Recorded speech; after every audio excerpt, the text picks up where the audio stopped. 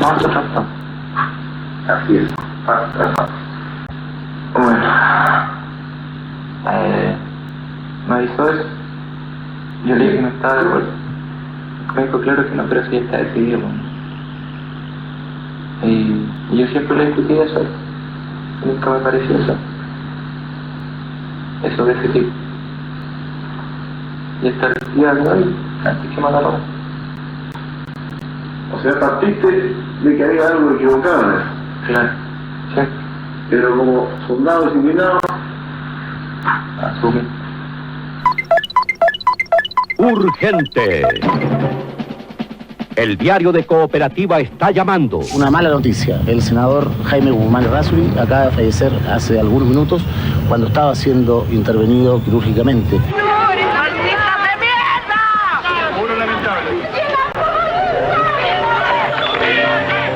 Hay profundo pesar por esta circunstancia y podría poner en peligro este sistema de transición democrática. El asesinato que se hizo ayer de un senador de la República demuestra el grado de agresividad que tienen estos caballeros terroristas.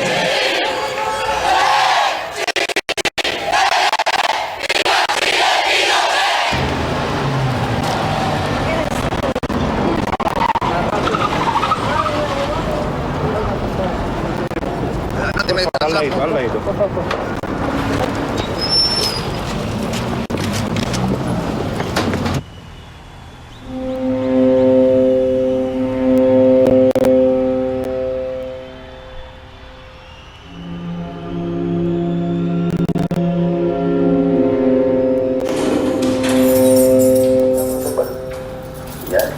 En realidad no andábamos muy de acuerdo.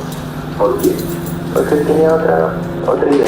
Tú tenías el mismo para el homicidio humano. Homicidio. No se me necesita ni justicia. Bueno, para esta situación, ¿qué plan tenías? Él tenía pensado agarrarlo, tomarlo por sorpresa a una escalinata que da de su salita de este avión. Yo creo que nunca nos hemos sentado a conversar sobre el hecho sobre los hechos en cuestión. No sé qué valor le da mi hermana o mi mamá a eso. No sé qué valor le da tú a lo que hizo Ricardo, el valor que le da a la Andrea a las cosas que hizo Ricardo. A mí, yo debo ser súper honesta, a mí me conflictúan, me complican, me contrarían. La gran mayoría no las comparto.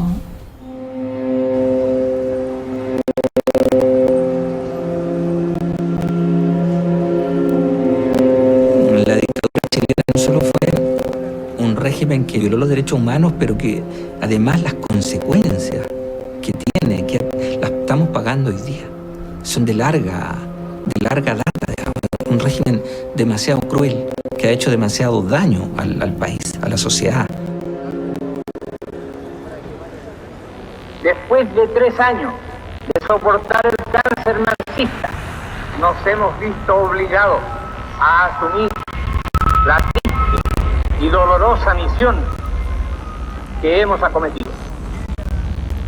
Pero tenemos la certeza de que la enorme mayoría del pueblo chileno está con nosotros, está dispuesto a luchar contra el marxismo, está dispuesto a extirparlo hasta las últimas consecuencias.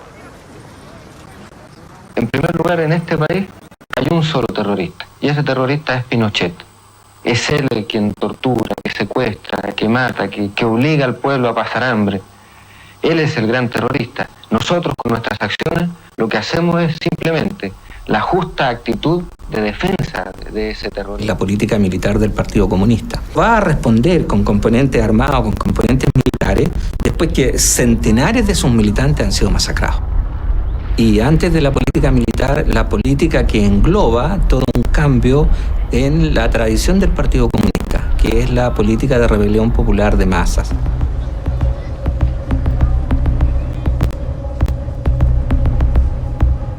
Desde el año 75 en Cuba ingresa un grupo de jóvenes que estudiaban allí medicina y otros que estudiaban otras carreras y algunos que venían también desde Europa, entran a la carrera militar, que se van a graduar a los 3 años de subteniente, teniente, que son militares clásicos, que están en condiciones de manejar tropas, de vivir en un regimiento, de disparar cañones, de enseñar. Y entonces viene el año 83 y el partido decide de que parte de esta gente venga y conforme el Frente Patriótico.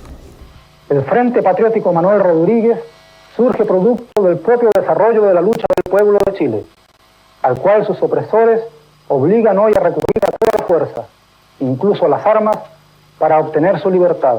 No somos un partido político. Uno entraba al frente por 2 caminos. Uno era la puerta, que se le llamaba, y la otra era la ventana. La puerta era que eras destinado como cuadro político-militar a la estructura del frente desde las Juventudes Comunistas o del Partido Comunista. Normalmente se ingresaba por la ventana, es decir, combatientes que tenían conocimientos de lo que tú hacías o cómo venías. Este cabro sirve, este tiene experiencia, porque tenía que ver también con cómo te miraban los otros. Cuando uno entra por la ventana se nota, porque uno abandona la militancia en la Jota, que era donde tú te desarrollabas naturalmente, que era la enseñanza media.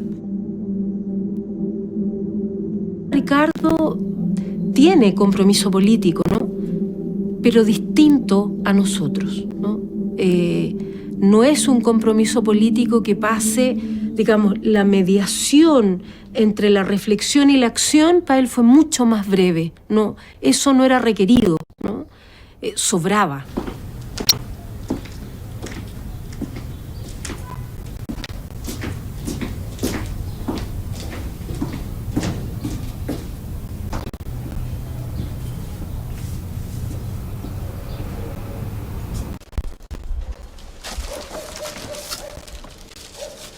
La Minna siempre tuvo mucha más participación en decisiones más radicales de este partido que nosotros.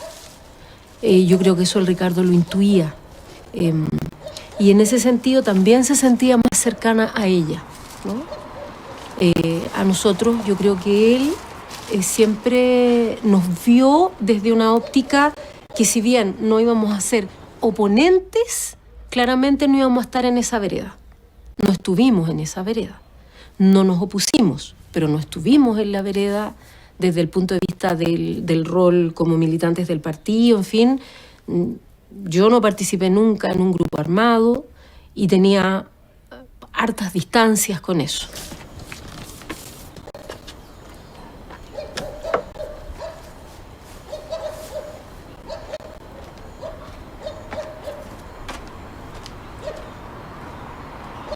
Es la ropa de Ricardo, que yo por sentimentalismo la guardé.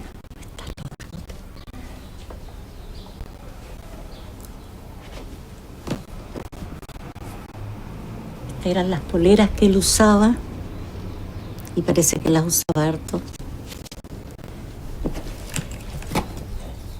Sus anteojos, que lo usaba cuando usaba la moto.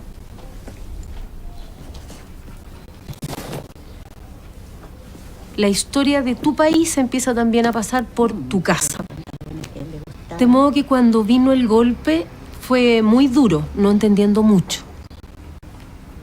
Uno se podía estar desmoronando y la Minna estaba ahí para decirte algo. A veces era dramático lo que nos decía también, pero siempre estuvo. Las dificultades de mis papás como pareja crecen. Y mi papá le plantea a los días que le ofrecieron irnos de acá, sacarlo de Chile, qué sé yo. Y mi mamá le dice, no, yo no me voy a ir. O sea, este no es el minuto para irse. Este es el minuto para quedarse. No estamos detenidos, podemos arreglarnos todavía económicamente, algo vamos a hacer, pero este es el minuto de estar en Chile, no de irse de Chile.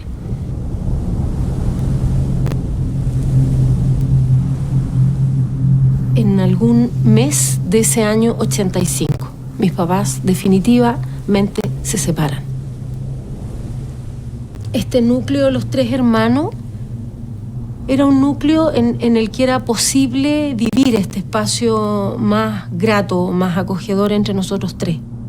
Se afianza un grupo de protección, ese núcleo de protección era hiper evidente entre la Marcela y el Ricardo. Ella lo cuidaba mucho, lo cuidaba en todo el sentido de la palabra. Él y yo éramos bien parecidos físicamente y además éramos muy parecidos como energéticamente. Yo creo que sí, porque en eso éramos parecidos. Yo creo que la lógica como de la injusticia era algo que a los dos nos movía a veces como sin medir las consecuencias.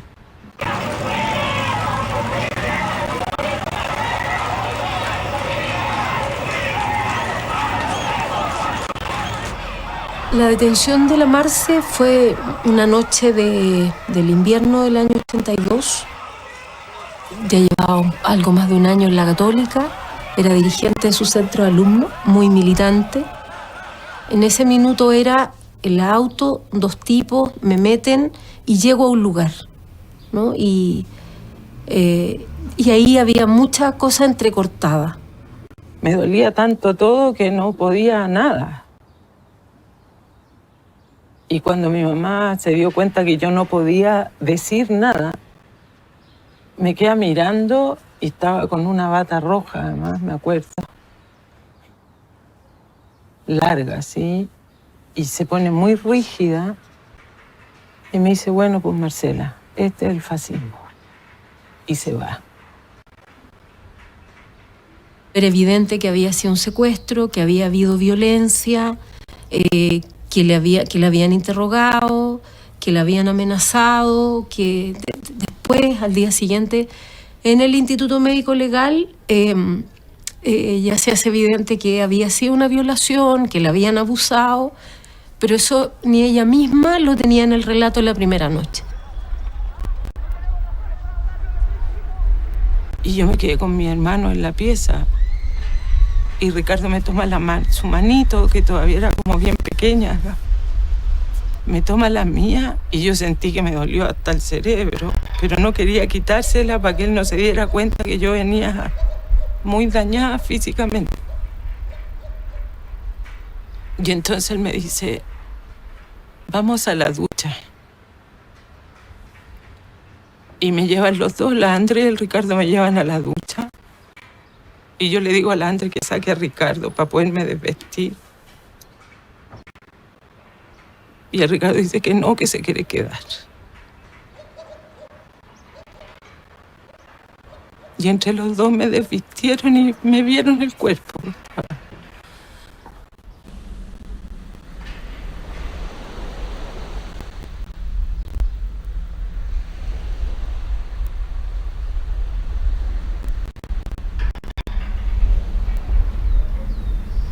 Para Ricardo eso fue incomprensible. Me dijo que yo me había transformado en un fantasma. Y lo más seguro es que sí. Yo pasé mucho tiempo sin entender eso. A mí misma me complicaba mucho la posibilidad de comprenderlo.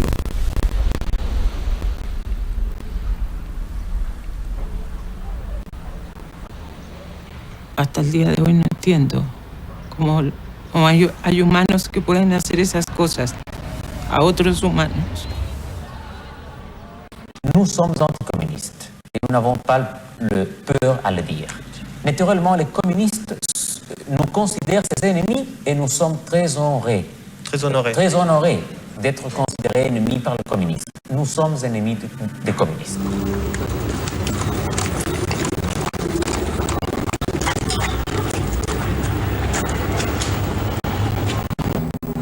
Jorge Tomé, el vicepresidente de Matemáticas, fue herido con un balín en el cráneo. Yo estaba embarazada como de 4 meses de mi hijo y yo me voy a casa y de pronto la nana me dice, ¿sabe que estas investigaciones en la puerta y quieren entrar? O sea, ellos me iban a detener y tenían otra figura en la cabeza de a quién iban a detener. Me acerco yo a la reja sin llave y digo, perdón, ¿qué necesitan? Necesitamos hablar con usted. ¿Por qué? No, es que en realidad queremos hablar con su hermana. ¿Con mi hermana? Le digo yo, mi hermana no vive acá. Mire, nosotros queremos hablar con Andrea Palma. No, yo soy Andrea Palma, les digo, pero ¿qué quieren hablar conmigo? Entonces el tipo me mira, el que iba a cargo, que era el único que hablaba, y me dice, señora, la venimos a detener. ¿Y por qué? Le digo yo. Tenemos una orden de detención. Entonces le digo, ¿me la muestra? No, es que en realidad no la tenemos. ¿Y sabe qué? No la necesitamos porque estamos en estado de sitio. Así que la podemos detener.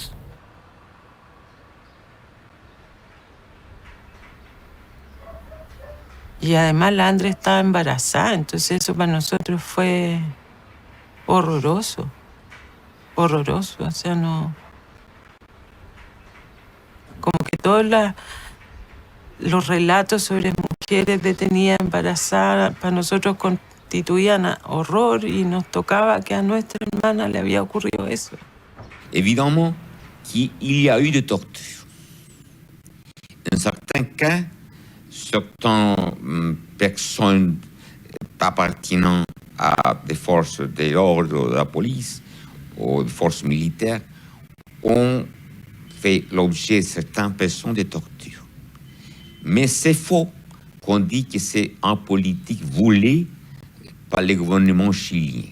On dit qu'on applique torture, mais ces tortures sont investiguées par les juges d'instruction et n'ont pas été prouvées. N'ont pas été prouvées. Uno de esos días apareció Ricardo a verme con mi mamá. Estaba súper... estaba muy conmovido. Me decía, pucha, no sé qué hacer. Me encantaría hacer algo. Te veo tan mal, estás súper pálida. Estás triste. No quería venir, me dice, tú entendís por qué, pero en realidad la Mirna y el Ricardo hablaron con él y me dijeron que te viniera a ver porque estaba ahí mal. Sé que lo he pasado mal y me encantaría llevarte aquí, no lo puedo hacer y me genera mucha impotencia verte en estas condiciones, de verdad. Nunca pensé que nos iba a tocar tan duro, hermana.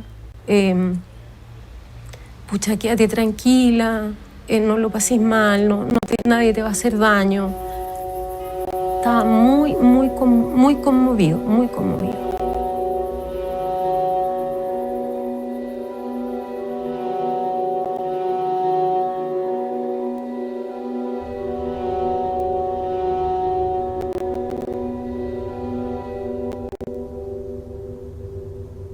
Que era un tipo muy sensible, que parecía muy duro, porque venía además de un mundo de extracción un poco más humilde, con una profunda conciencia social y del momento que vivíamos.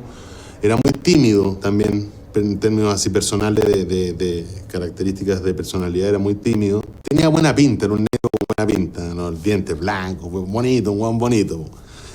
Buena pinta físicamente, era tímido pero tenía buena pinta y era muy chistoso y a las minas les gustaba.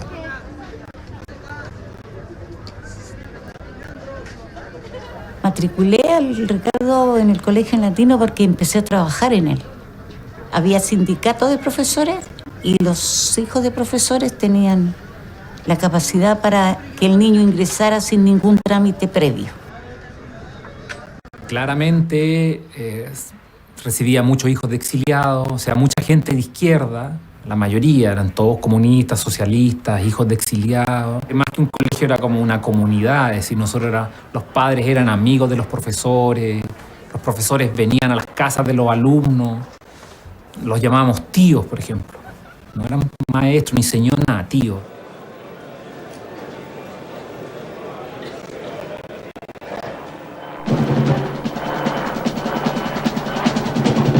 El diario de Cooperativa está llamando. En pocos minutos, varios individuos balearon a un profesor y secuestraron a otro y también a un apoderado desde un establecimiento educacional de la comuna de Providencia de Santiago. Los hechos ocurrieron en el Colegio Latinoamericano de Integración y mientras los niños ingresaban a clases. Hay que pensar en varias cosas. Primero, ¿a quién le interesa que se produzca un problema como este? Otra pregunta. ¿Quiénes propician el crimen, el terrorismo, el explosivo, como medio de conseguir su propósito. Bueno, y con eso, ¿para qué discutimos más? Y ustedes saben que estos eran dirigentes de alto nivel. Y el fracaso de los paros, de las protestas y todo aquello, esto no lo perdona el comunismo internacional, no lo perdonará jamás. Entonces tienen un doble objetivo. Uno, castigar a quienes parecieran culpables, y otro, dejárselo caer al gobierno. Y de repente se siente un helicóptero, pero más fuerte que nunca en la vida de haber sentido un helicóptero, tanto que nosotros abrimos la ventana multicancha, nos bajamos a la multicancha, era una puerta-ventana, y miro para arriba y había un helicóptero a unos 2 metros, no más de 2 metros del techo del colegio, o sea, al lado, y así echándonos viento y todo, y nosotros miramos y era un helicóptero que no parecía ni militar, ni no militar, no traía ningún símbolo ni nada. Tres son los cadáveres hallados por comerciantes que se movilizaban en una carreta alrededor de las 13:30 horas. Cuando han transcurrido ya 2 horas del hallazgo, el sector se encuentra acordonado totalmente por carabineros. La posterior investigación del ministro en visita, José Cánovas, probaría que este hecho, minuciosamente planeado, fue la culminación de numerosos seguimientos, torturas y secuestros que por lo menos venían sucediéndose desde 1984.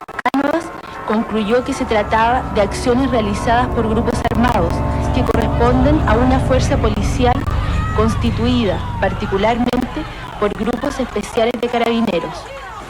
Miembros de esta institución comparecieron a declarar a los tribunales y algunos de ellos fueron reconocidos por testigos. Un funcionario carabinero es responsable, ninguno, y que incluso la institución está dispuesta a sacrificar lo que sea con tal de probar que nosotros no somos responsables. Nosotros somos los primeros que estamos repudiando este deleznable crimen. ¿Cree usted por ventura, señor carabinero, a ser capaz de cometer un crimen deleznable contra un profesor? Nunca en la vida. ¿Qué va a pasar, señor? Lo que se le ofrezca, usted es un pastel asesor. Llegaron a mi padre, me han matado a mi marido. También cada uno de ellos va a pagar cada uno de estos crímenes. No les quepa duda. Hasta que me quede la última gota de sangre los voy a vengar. No quiero que más gente sufra lo que yo he sufrido. Esto es demasiado terrible. Tenemos que cambiar este país de una vez por todas. ¿Hasta cuándo siguen dialogando con los asesinos? ¿Hasta cuándo siguen matando a nuestro pueblo? ¿Hasta cuándo permitimos tanta matanza, tanto crimen, tanta tortura en este país? ¿Hasta cuándo? Chilenos, compañeros, compatriotas, por favor levántate. No aguantes que nos sigan matando a nuestra gente. Por favor, por favor. Exijamos justicia de una vez por todas.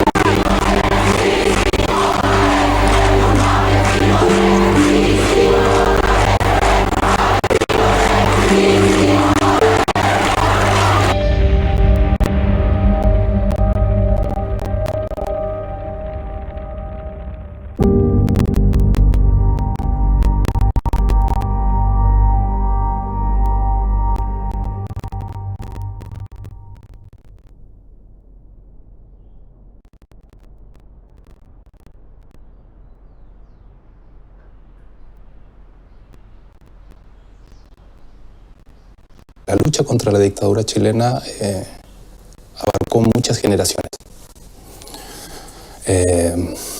Y cada generación fue teniendo su sello particular, digo, como su identidad propia.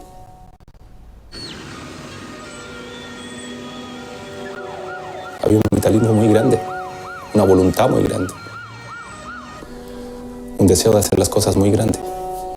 Porque era luchar contra una dictadura, digo, era una batalla épica. ¿En qué momento tienes la posibilidad de participar en una batalla épica dentro de tu vida o dentro de la vida de cualquier persona? No, son las oportunidades de la vida que no hay que perderse.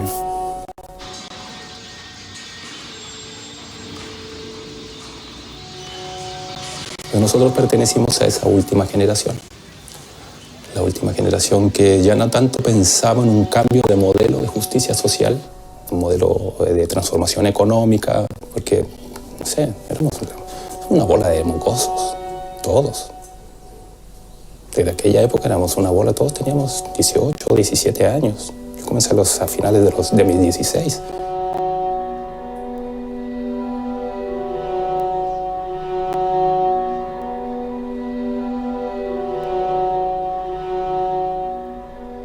Yo por primera vez sentí que Ricardo había como agarrado un punto en que había juntado como su convicción política como con su convicción emocional, ¿sí? Como que algo se articuló ahí de manera mucho más profunda. Porque además el Ricardo cambia físicamente después de eso. Antes el Ricardo era flaco, largo, no sé qué, y ahí como que agarró una cosa así como maciza. La dictadura era realmente oprobiosa, era asesina, y él decidió enfrentar esto, decidió enfrentarlo de la manera clásica, digamos, organizándose y tomando las armas y haciendo justicia cuando la justicia no funcionaba en este país. No. Sí. No.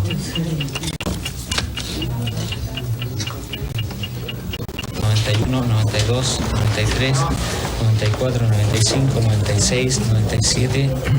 129 sí, 194 no, 2 nulos, 1 en blanco.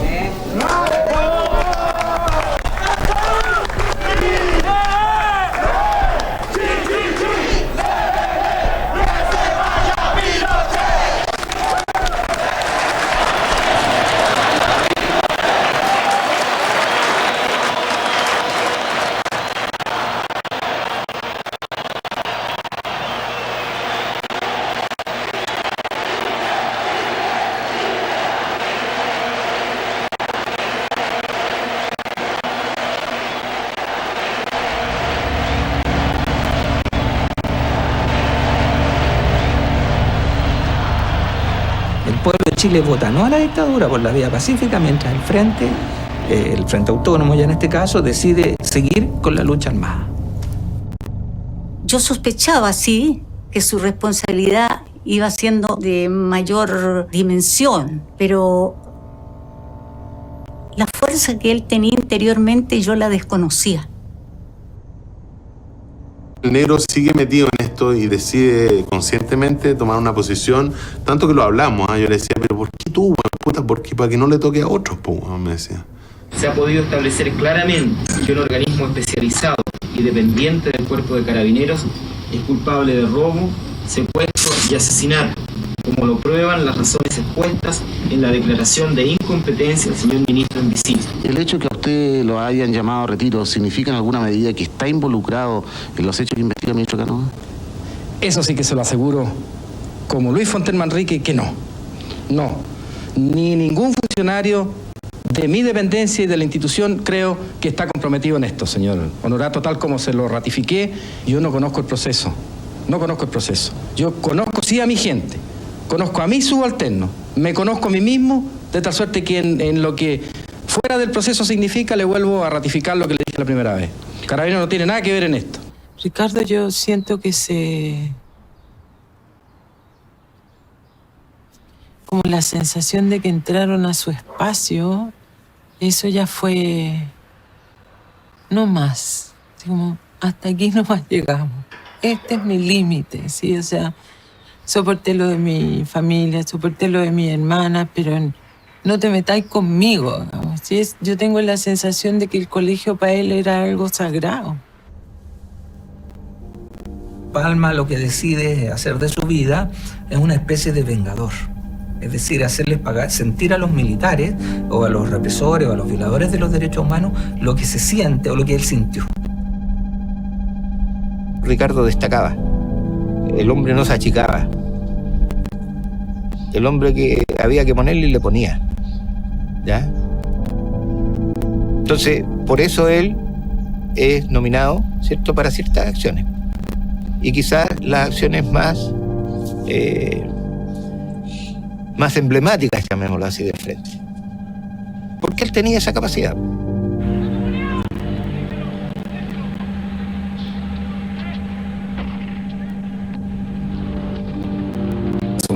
40 años de haber ingresado a esta organización, o a esa organización. Y mis mecanismos demandaban un cierto tipo de herramientas para enfrentar la realidad, que con el tiempo se fueron agudizando un poco más, se fueron, según las circunstancias de la historia, se fueron profundizando.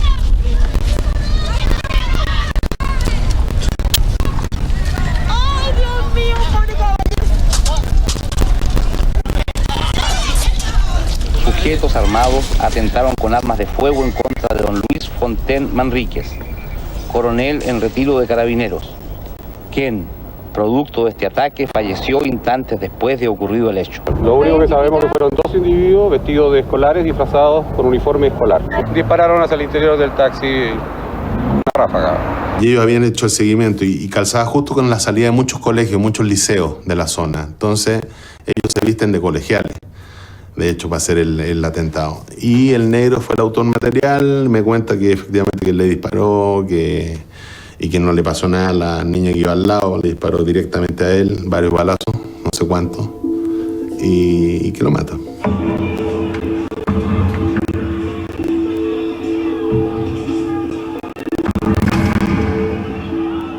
Usted fue uno de los principales ideólogos del gobierno militar. En lo personal, ¿se siente en alguna medida responsable de los horrores ocurridos en Chile? Todo lo contrario, me siento responsable de haber contribuido de manera modesta, pero con todas las fuerzas de mis posibilidades, a que ese cuadro de tanto horror que Chile sufrió como consecuencia principal del cuadro de guerra civil a que nos llevó el gobierno de la Unidad Popular fuera progresivamente superado. Para la militancia de izquierda de los años 80, o para la militancia más radical de la izquierda chilena de los años 80, no estoy hablando de la militancia del Partido Comunista, sino de toda la izquierda, el ajusticiamiento de Guzmán era una cosa que se pensaba como posible.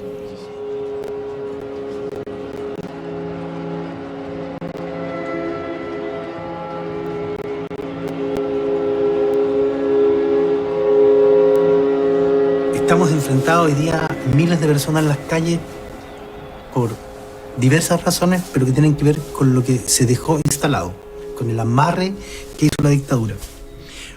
Y si tú piensas, Guzmán fue el articulador de esto. No es violador directamente de los derechos humanos porque él no ejecutó la acción, pero él está detrás de todo. Es el intelectual orgánico de la dictadura. Es quien le dio el marco de legitimidad a través de una constitución. Es el que induce a que esté el 8º artículo permanente en la constitución, en que todos los que pensaban desde una lógica marxista-leninista estaban excluidos si fuera de la ley. Donde está el artículo 24 transitorio, que permitía la relegación de personas por 3 meses. Y así suma y sigue. O sea, había un Estado, y eso fue legitimado por Jaime Guzmán. Nadie duda de que el senador Jaime Guzmán sigue siendo el gran líder de ese sector de la derecha política. El senador Guzmán se opondrá a la abolición de la pena de muerte que fue aprobada por la Cámara de Diputados. ¿No cree que la pena de muerte es un castigo demasiado cruel? Creo que hay castigos más crueles. Por ejemplo, me impresionó, por ejemplo, mucho la reacción que tuvo uno de los fusilados de Calama, que experimentó durante el proceso previo a la aplicación de la pena capital una verdadera conversión interior. Quizás ese hombre, si no hubiera estado colocado en el trance de tener que afrontar con el pago de su vida ese delito tan horrendo que había cometido, probablemente nunca se hubiera convertido y nunca se hubiera transformado interiormente como lo hizo. ¿Me está diciendo que la pena de muerte puede llegar a ser una bendición de Dios? puede ser un instrumento de rehabilitación muy profunda del alma humana que normalmente quienes analizan este problema en forma superficial no consideran. ¿Se ha puesto realmente en el caso de una persona que puede ser fusilada al día siguiente? Me he puesto en el caso de que yo sea esa persona. Y aún así sigo siendo un convencido que es una instancia muy profunda de rehabilitación. Urgente. El senador Jaime Guzmán Errázuriz acaba de fallecer hace algunos minutos. Las lesiones sufridas por el senador Guzmán fueron de tal gravedad La conmoción que ha provocado este hecho aún no es fácil de medir. Yo condeno en los términos más absolutos este acto criminal en contra de Jaime Guzmán. Es un acto en contra de la democracia, en contra de los valores fundamentales de la democracia, en contra de los derechos fundamentales de la persona. Es la primera vez en la historia de Chile que ocurre un hecho semejante, que muera un senador en ejercicio de su cargo por un acto de esta naturaleza. ¿Dónde vive el senador? En la centro escolar. ¿Qué vestimenta tenía? Camisa raya y pantalón de cuello. ¿En qué posición empiezas tú a disparar? ¿En qué momento? Con Mila comienza a disparar. ¿Cuántos disparos alcanzas a hacer? ¿Yo? Sí. Cerca de 7. Bueno, el auto sigue el movimiento y yo sigo tirando. ¿Ya? Y bueno, ahí un caos. Yo estaba en la casa de mis padres, vivía con ellos. Y en un momento, de un momento a otro, llega el negro a mi casa.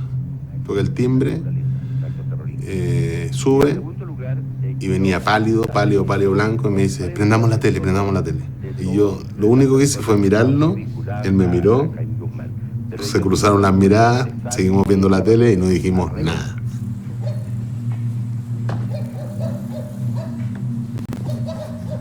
Llegué a la casa, pero no dije nada.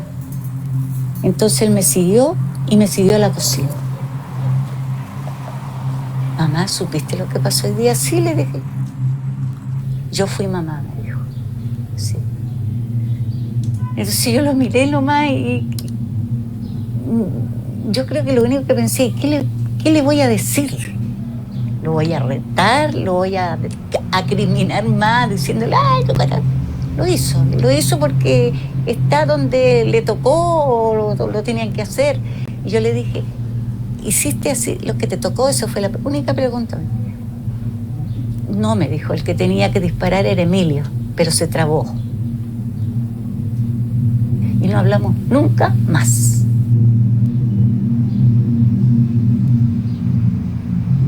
Yo no tuve digamos, como la intuición de decir, ¿habrá estado mi hermano en esto? No. Yo creo que la idea que más me rondaba era la posibilidad que él se muriera en esto. Más que el tema en particular. Era como, de todos, él tenía una posibilidad cierta de no vivir, digamos. Y eso es parte de las cosas que tuvo que hacer, ¿no? Que se le impusieron o que él se las impuso, no lo sé, ¿no? Y yo lo encuentro hiper lamentable, pero más lamentable desde el punto de vista de la razón política. Si no cambió nada, no cambió nada. Alguien podría preguntar, ¿y esto tuvo alguna utilidad? No tuvo ninguna utilidad, honestamente, desde la más pragmática política. En corto, ¿estuvo bien o estuvo mal? Estuvo bien. Ya. Ese es el tema. Claro, pero ahí es donde tú y yo no concordamos. Claro, porque tú crees en algo que te prohíbe aceptar, por ejemplo, matar. Los países tienen que dirigirlo grupos más o menos organizados. Y ocurre que en Chile se ha organizado un grupo que se llama la Unidad Popular. Yo creo que fue una acción que estratégicamente fue un desastre. Es decir, si lo que se pretendió con una acción no reflexiva, no tomando en cuenta el tiempo histórico, fue acabar con la figura que había construido el andamiaje de la dictadura militar, hicieron todo lo contrario. Crearon la estatua.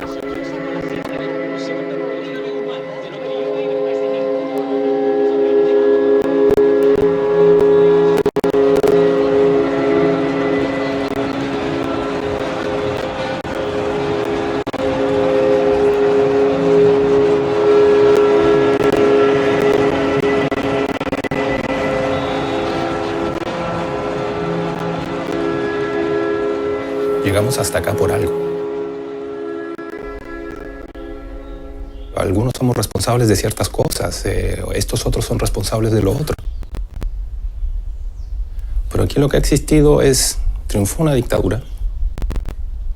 De ahí en adelante hasta el día de hoy ha sido un proceso ascendente, transformativo en el sentido de que, claro, el dictador, la figura satánica, la figura monstruosa, dejó de existir sin pasar un día en la cárcel, sin ser juzgado. Yo lo único que quería era que Ricardo parara. Era como, está bueno, estamos en democracia, con todas las imperfecciones que tenía. Es cierto, habíamos sido derrotados. Pero bueno, eso éramos. Y había que aprender a perder también.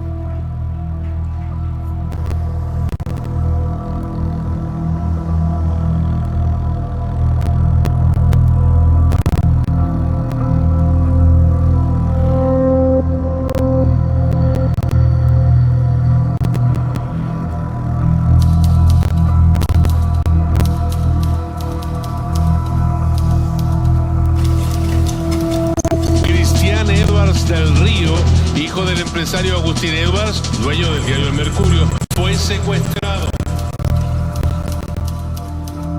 El frente que tú dices necesita dinero. Hasta antes lo financiaba el partido, pero después necesitan dinero.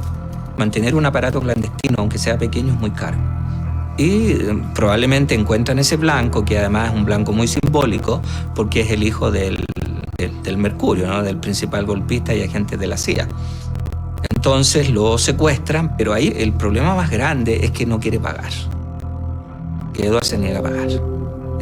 Plantear una negociación para pagar lo menos posible. Y por lo tanto el secuestro se va alargando.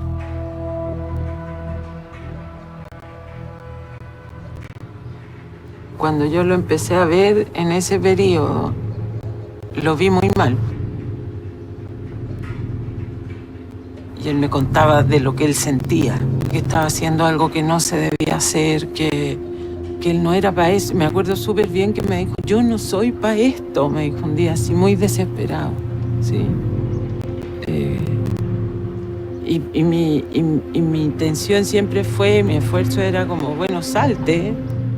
Y él como sintiendo además que no podía ya salirse, ¿sí? Entonces era una conversación que subía y bajaba pero tú te das cuenta que te tenés que salir, que podías hacer lo que nosotros, si tú querís, nosotros te podemos ayudar.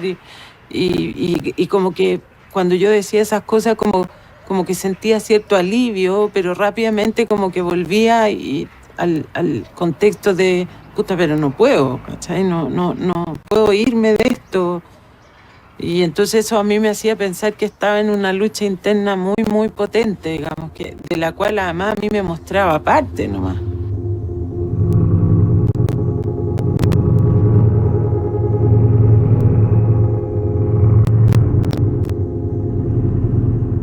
Yo lo veía venir, o sea, yo le decía siempre ándate porque te van a agarrar. Él sale en la mañana y toma la micro, y la micro venía con una persona dentro, y era una mina. Y en la próxima cuadra se suben 2 minas más juntas. Y cuando se suben estas minas y van pasando por al lado de él, se le tiran las 4 minas encima, armadas hasta los dientes, apuntándole, y lo reducen y lo agarran preso. Y ahí suben 30 hueones más al bus, a la micro, y se lo llevan preso. No, mira, a la cuenta, está escribiendo un libro. Yo le pensé que era medio absurdo,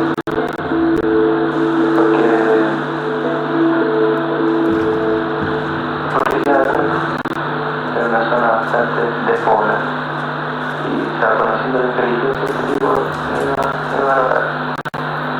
No, yo puse el currículum, no, el plantel. ¿Qué plantel?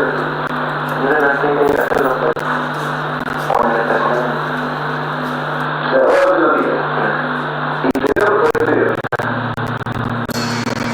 Y me dijo que no, que ya estaba notable. Bueno, ni que me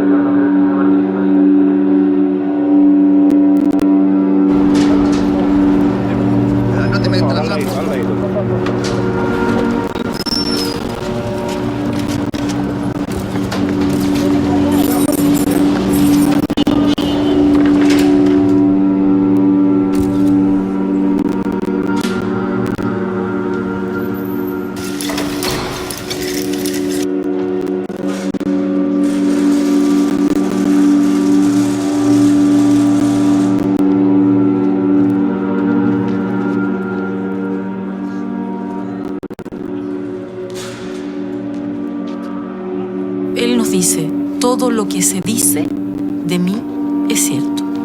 Que maté a Jaime Guzmán, que fui parte del secuestro, de las personas, digamos, que secuestran a Christian Edwards, y de la muerte del coronel Fontaine. Eso es verdad. Todo lo que tiene que ver con Ricardo en esa época es haber estado en el lado más oscuro del poder. Y de todos, ¿ah? Del gobierno, del frente, como del partido, como a mí se me apareció en ese periodo como una ola, así, como si me hubieran mostrado, así como, mira, ojo, con esto viene, ¿sí? Esto es lo que trae todo esto, ¿sí? No. Como todo lo épico, viene con todo este lado también, ¿sí?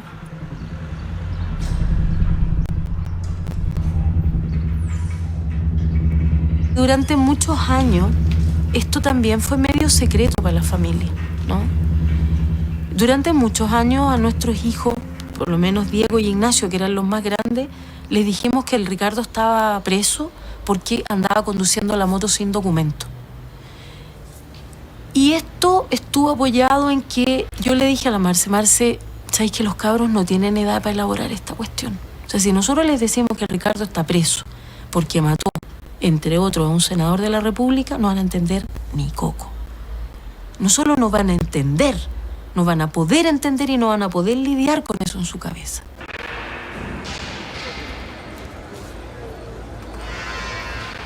Lo hablamos muchas veces. Esta weá me está matando, esta weá me vuelve loco. O sea, te podría decir 1000 frases de nuestras conversas. Estábamos ahí en familia, al lado de un té, y es como, hermanas, ayúdenme, esta weá me está volviendo loco.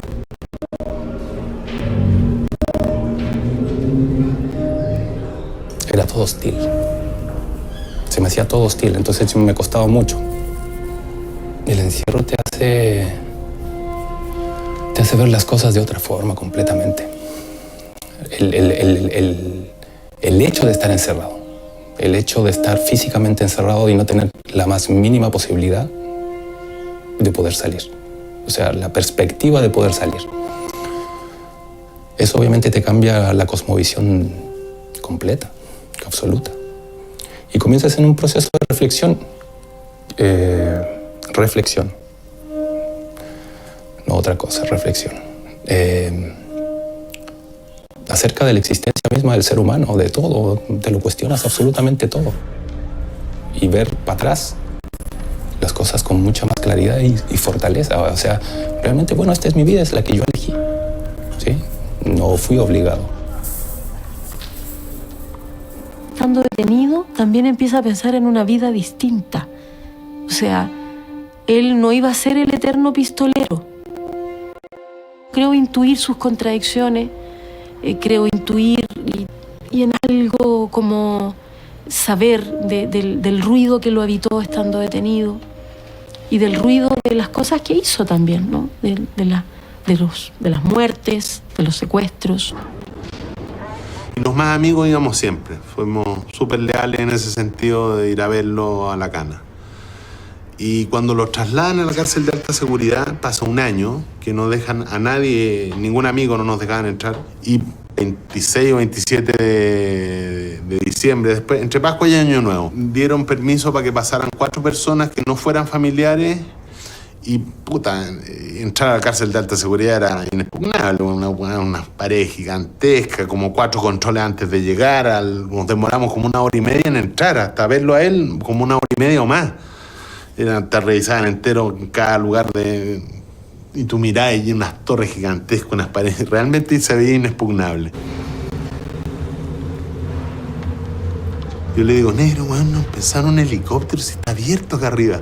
Y yo cacho que el negro se le abre el ojo así como a Garfield, weón, cuando ve la pizza, la lasaña, no la pizza, la lasaña. Y me dice, y yo le digo, weón, y no lo dejo hablar, le digo, pero weón, como los buenos de la ETA que aterrizó el helicóptero en la mitad del penal y se llevó como a 10, murieron como 3, pero se salvaron 7, weón, le digo yo. Me dice, sí, pero aquí no puede aterrizar. Sí, pero bueno, igual un helicóptero con una cuerda. Le empecé yo, igual ahí como, cállate, estúpido. Pasó como una semana deshaciéndose de todas las cosas. Y sacó el plumón porque dijo que hacía mucho calor, y sacó unos libros porque dijo que tenía muchos libros, y sacó unos discos porque dijo que tenía muchos discos y ya estaba aburrido. Nada, se está deshaciendo de todo, ¿no?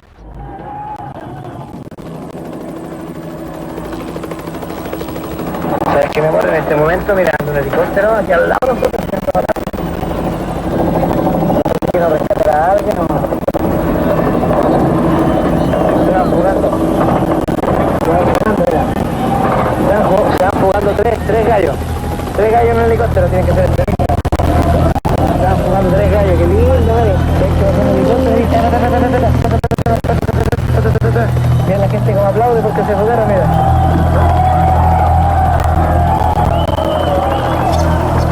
Mira, llama al helicóptero, de aquí lo veo, mi amor, mira, vaya, va con 3 gallos en el aire, Mari, va a salir en las noticias, va a salir en todas partes, mi amor. Weón, el negro se acaba de escapar. Bueno, mi celular me llama. Se acaba de escapar de la cárcel de alta seguridad en un helicóptero, güey. Yo le digo, mentira, esa weá se la dije yo anteayer, clenk, y le corté, no le creí. Y me llama al segundo, me llama de nuevo, me dice, weón, si no me creís, prende la tele, prende una radio, está saliendo en todos lados, weón, ¿verdad? Y yo corto y digo, ¿será verdad? Prendo la tele y verdad, pues todo era verdad. Y yo me caigo en la risa, no, yo sabía que era obvio, que estaba todo arreglado mucho antes, no fui de mía ni mucho menos. Ahora, yo tuve la inteligencia que tuvieron ellos también, de cachar por dónde uno se podía arrancar.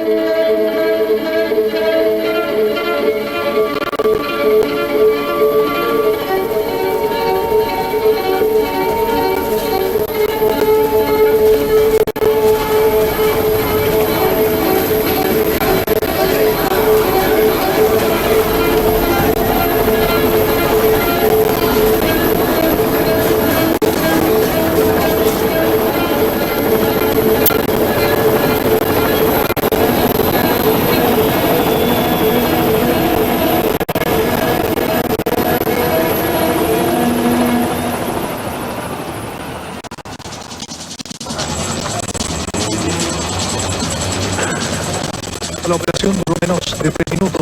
El helicóptero se posó sobre el patio número 3, ubicado al interior de este recinto, y quedó a unos 10 metros de altura. El helicóptero arriba había un gallo que estaba disparando. ¿Qué helicóptero era? ¿Cómo era? No sé, era un helicóptero moderno, azul marino, nuevo. ¿Arriba disparaban? Disparaban con una ametralladora y con el pie afuera y todo, así, un comando, una cuestión de película. Todos tenían miedo. Entonces yo creo que sentía temor, el temor de andar en el aire en forma absolutamente desconocida, en un canasto hechizo y en una alianza desconocida. Eso yo creo que... Pero era tanto el deseo de encontrarse con la libertad que él dijo, no más, tiro esto y se acabó. Yo pasé 1835 días en prisión. Y casi los 5 años. Todos obviamente sabíamos que de ahí no íbamos a salir. Entonces había que hacer algo desesperado. Cualquier intento, incluso que me diera la posibilidad de ya no seguir existiendo y morir en el intento, era un alivio. Era un alivio pensar eso. Estábamos todos tensísimos, o sea, temblábamos. O sea, iba a llegar una nave espacial por nosotros. Eso no pasa todos los días.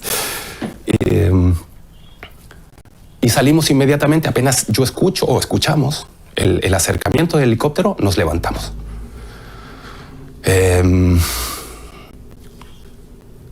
Y yo comienzo a ver, que nunca lo voy a olvidar, que es como una... Yo nunca he visto una ballena, ¿no? O sea, sí las he visto, pero yo me imagino una especie de ballena que aparecía por el cielo. El hocico del helicóptero, que era un Bell Long Ranger de una turbina turístico, viene apareciendo por uno de las esquinas del patio de la casa.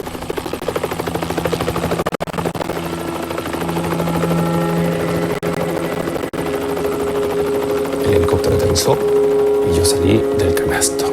Lo único que quería era que apareciera la policía. Era mi sueño. O sea, en ese momento me di cuenta que tenía tanta molestia acumulada después de tantos años de abuso y sometimiento, que alguien aparezca, que alguien nos haga la guerra en este momento. Lo único que yo quería. No aparecieron.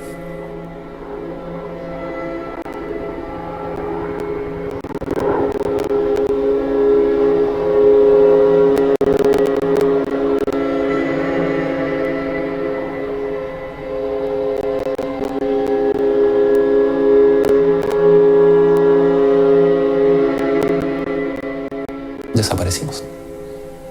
Como fantasmas. Nunca supieron nada. Al menos de mí, jamás. Nada no les dejé, ni un rastro por ninguna parte. A eso me dediqué. A que no me atraparan nunca, nunca más.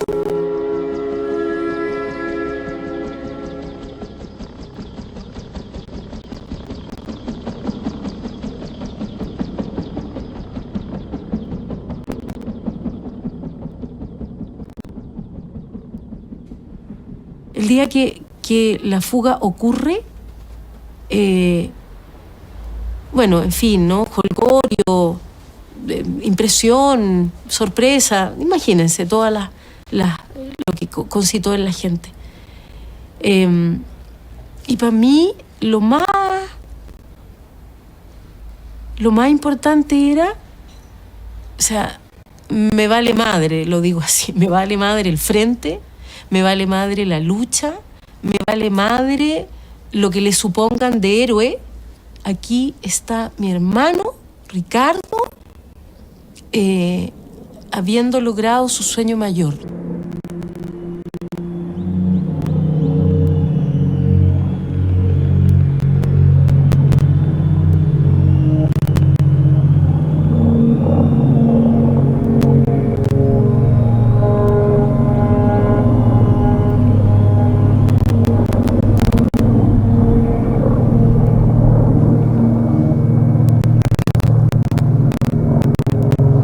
Volar también es un desgarro.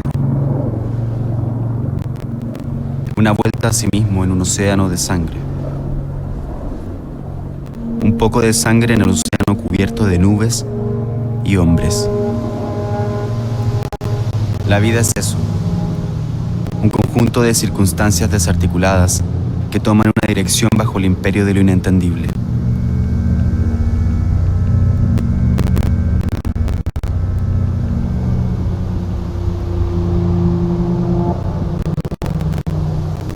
Sigo mirando las cosas que me rodean, más lejos estoy de la razón, más ausente de una explicación que me lleva a guardar mis manos en los bolsillos.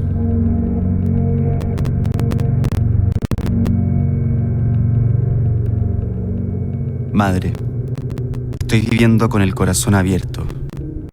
Estoy con las manos buscando las piedras que se olvidaron de mí en muchos años, viendo las noches y las estrellas como si fuera el primer año del mundo y de las cosas.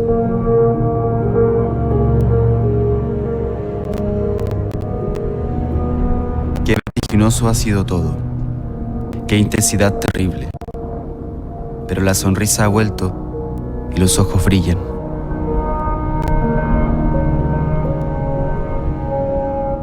Madre, estoy vivo, estoy en el mundo de la vida, pero ese oscuro beso que la historia depositó en mis labios quedará como el ámbar sobre los árboles, quedará como esa parcela que la muerte alquiló sobre mi espalda. Amor a ti, madre, y gracias por el don de la vida, gracias a tu lealtad de perro bajo la lluvia, a tus ojos de coral submarino y a tu piel de cetáceo arado, a tus vástagos de acero, Marcela y Andrea. Amor a ellas dos.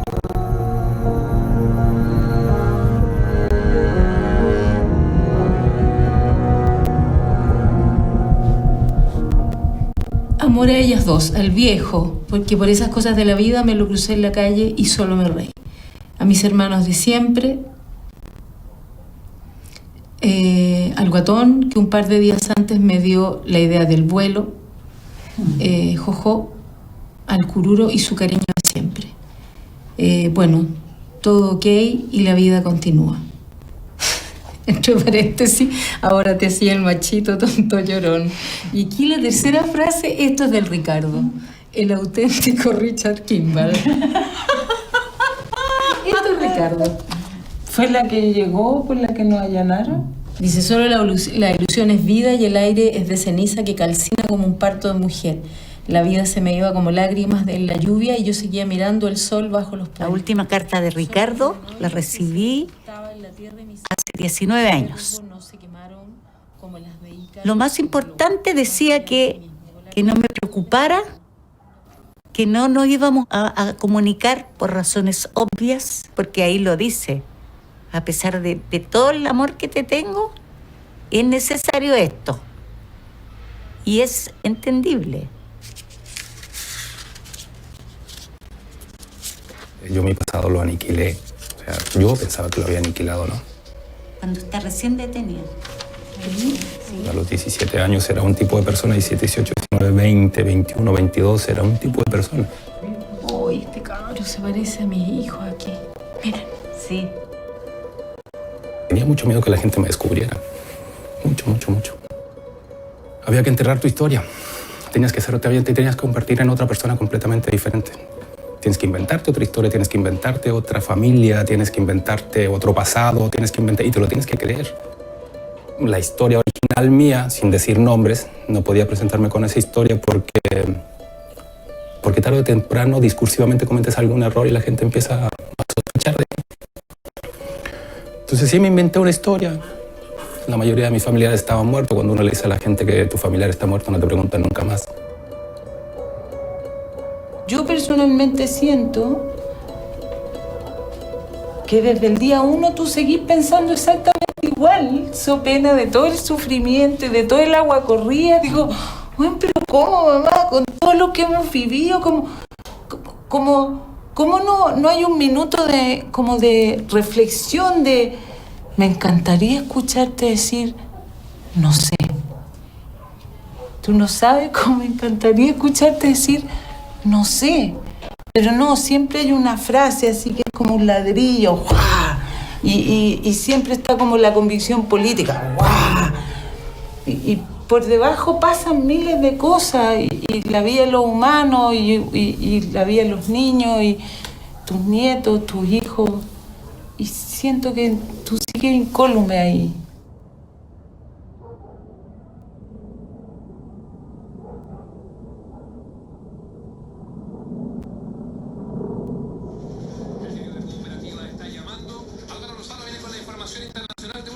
Información relevante respecto de la realidad nacional, también respecto del caso del homicidio del senador Jaime Guzmán.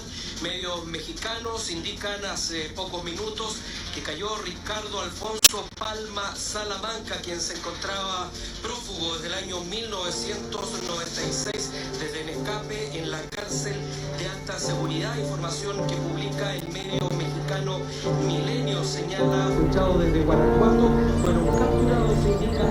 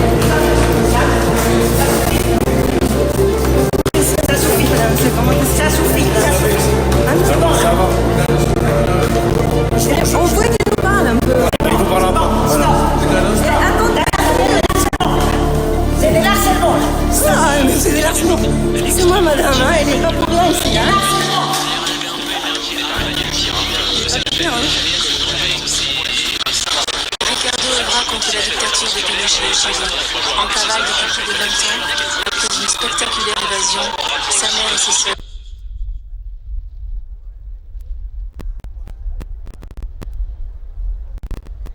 Chile es un país que me remite a mucho dolor, a mucha tristeza. Pero lo que quedaba en mi memoria, en mis rastros de memoria de ese lugar, era la imagen que había construido la prensa, obviamente, ¿no? Pero algo te queda. Algo te queda. Entonces, de alguna manera, lo que te queda termina convenciéndote. Diciendo, bueno, pues, soy un monstruo. Entonces, me van a tener que tratar como un monstruo.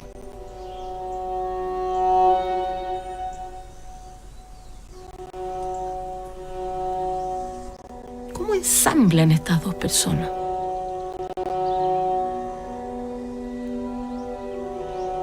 Hay dos cosas que se te mezclan, o sea, se te mezcla este hombre que asesina a otro, pero este hombre que asesina a otro es tu hermano. El Ricardo no hizo esto o todo lo que hizo para hacerse famoso o ser el villano de la historia. Entonces eso a mí me interesa reconstruir desde nosotros. Yo no se la pretendo reconstruir a Chile. Chile podrá reconstruir su historia con lo que puede, pero desde nosotros, ¿no? No es él, de verdad, mamá, no, para mí Ricardo no es un héroe. Es como tú, como ellos, como yo, como cualquier persona del mundo. Y le tocó una cosa bien rara, por decir algo. Y la hizo. Pero eso no lo hace héroe, ni un ser inolvidable, un ser único, no. Él hizo lo que tenía que hacer. Mal o bien, lo hizo. Yo creo que esto también pone nuestras diferencias sobre el asunto, que yo creo que es parte de lo que hemos evitado, porque afectivamente, digamos, tengo cercanía afectiva, digamos, con qué sé yo, el Che Guevara, esos idearios, tengo cercanía afectiva, pero por la puta madre, todos terminan traicionándose entre ellos, weón, si esa es la historia final. O sea, la historia final del Frente es una historia de traiciones, es una historia de delaciones. Bueno, o sea, en parte tiene que ver con cómo los asolaron, cómo los destruyeron, y que efectivamente el ser humano tiende a sobrevivir, ¿no? Y si parte de esto tenía que ser una delación, pero era un tiempo hiper complejo. No sé, yo lamento mucho, de verdad, porque creo que perdimos nosotros también. En lo más familiar, yo perdí un hermano.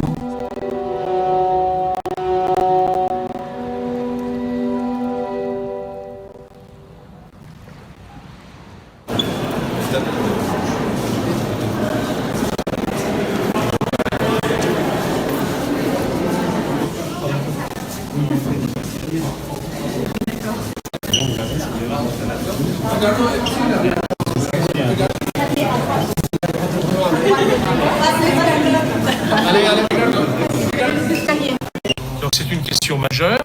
Nous rappelons aussi que lorsque M. Salamanca a été jugé, les forces militaires qui avaient participé au putsch au Chili, partisans du général Pinochet, étaient toujours au pouvoir, et peut-être même d'ailleurs le général Pinochet lui-même, encore chef d'état-major général des armées. Donc c'est pour dire, comme nous l'avons soulevé, que le Chili ne se trouvait pas et ne se trouve toujours pas dans une situation comparable à celle du Pérou et de l'Argentine. C'est pourquoi d'ailleurs la France a des traités d'extradition avec ces deux pays et n'en a toujours pas avec le Chili.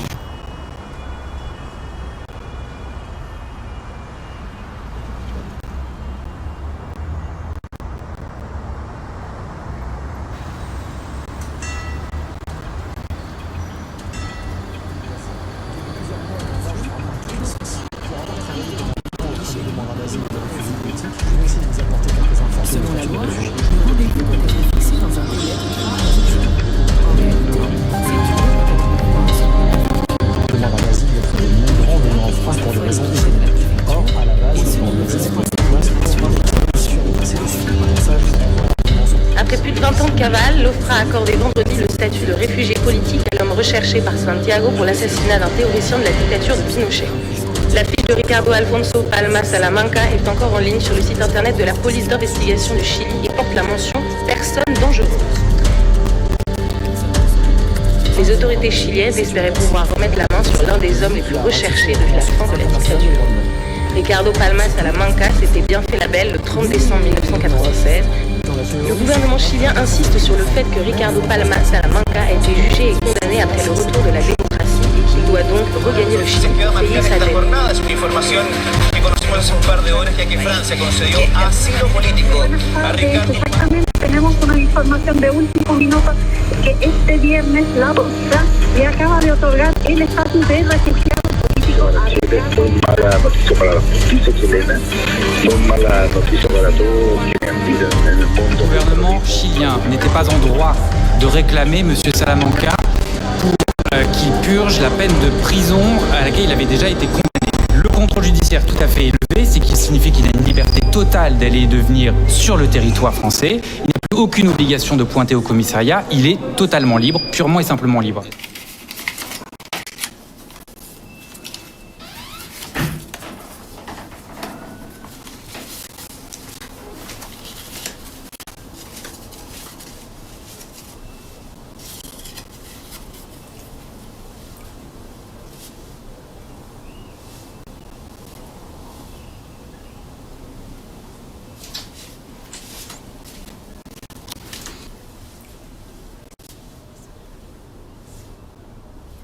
Me alegró mucho saber que tenía hijos, un hijo y una hija. Una persona que está en las condiciones en que él ha vivido y decidirse a recibir hijos tiene que ser, ahí lo desconozco.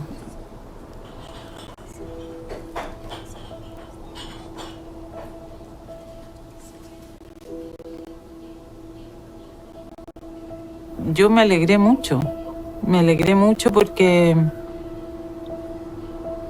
porque entonces su vida adquirió ciertos grados de normalidad.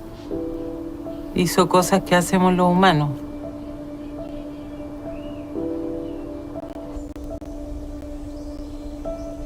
Seguiste un camino, armaste vida. La vida ya no fue lo que querían los movimientos armados aquí o al otro lado del continente, sino que lo que tú quieres, ¿no? Lo que tú quieres hacer, encontrarte contigo mismo, que yo creo que es la tarea más difícil de todo ser humano, ¿no? Encontrarse consigo mismo y responderse a sí mismo, no solo encontrarse consigo mismo. El temor a ser... al ser descubierto, al ser atrapado, siempre existió. Yo mi vida la dediqué justamente a eso, a cuidarme, a cuidar a mí y a los que están alrededor mío. Porque llegó un momento en que dije lo más importante, yo creo que volvemos al principio de la plática en el sentido de cuáles fueron los procesos reflexivos que te hacen cambiar, ¿no? O los ciertos hechos que te permiten apreciar la existencia desde otro punto de vista. Y al final, yo comencé en la cárcel a hacer ese proceso. Decir, al final lo que más importa es la vida. ¿Sí? Ese es el único fenómeno que nos importa salvar, no otra cosa. Aunque suene paradójico, ¿no? Pero es lo fundamental. No hay otra cosa más importante que eso. Entonces yo me dediqué a cuidar la vida. Ese fue mi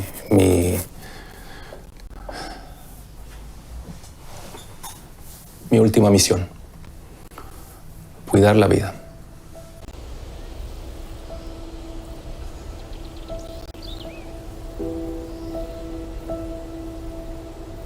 Es primera vez que me voy a enfrentar diciéndole a la gente, sí, yo soy esto, yo viví esto, yo soy esta persona, ¿no? Antes fui siempre otra. No sé cuál me gusta más de todas, pero esta es la primera vez que siento, a propósito del futuro, de que ya no voy a tener que dejar nada. Primera vez. Pues abandonar la vida que construiste. El proceso de asimilación va a ser, no sé, lo que me resta de vida, lo que me queda. Este es el último camino. Ya no hay otro.